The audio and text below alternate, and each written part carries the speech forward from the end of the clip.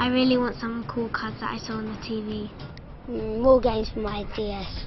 We try and steer away from channels that have got adverts so that he's not seeing and wanting things.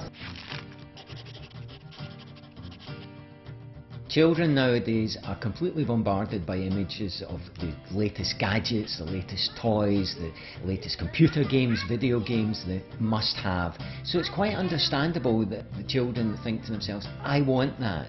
The challenge though for mum and dad is to realise that there has to be a limit. If they see it on the telly, then it feels like it's almost in their house already, and it feels like it's something that they should have, so they almost expect it sometimes. In this age group, peer pressure begins to get very strong, and children want to be like their friends and their classmates. So if there's a latest gadget, no child wants to be the one without the gadget.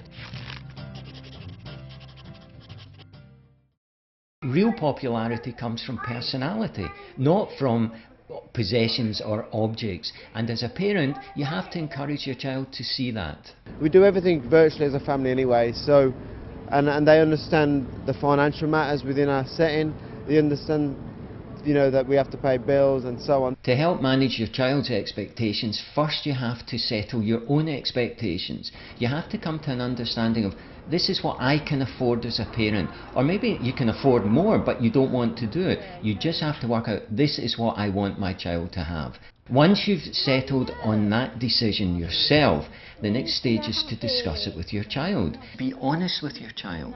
That's the key point. Tell your child and repeat the same message. I can't buy you everything. We have to make choices.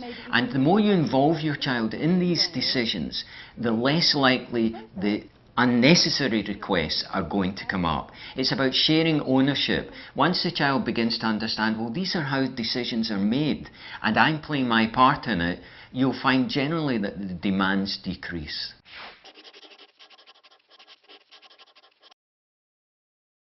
If you give in the face of your child's complaints or pressure or crying or just general moaning, your child will very quickly learn that when you say no, you really mean no, but it'll be yes if you moan enough. And all that will happen is you'll encourage your child to complain even more. What are you going to be teaching them if you don't say no to them? Because if they go out into the real world and someone's going to say no to them, they're not going to like it. So you have to be firm and be fair. It's very easy to sort of always say yes, yes, yes, you know, to keep them happy, but in our experience, you know, as long as you're kind of firm as to what they can have and when they can have it, they normally sort of toe the line. Show them the value of things, value of money. You can also suggest strategies that your child could actually take ownership of this problem. For example, you could say to save some of your pocket money every week. Maybe it'll take you 10 weeks and I'll tell you what, I'll match whatever you save. And between the two of you, you can, in a few months' time, get the item. That helps the child learn about responsibility, learn that resources are limited, but also helps her learn that this is a way I can achieve my goals.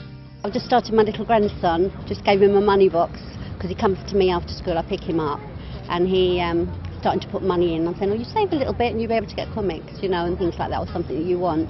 Your child can have all the possessions in the world, but what she wants most of all is your time and your attention. And don't underrate that.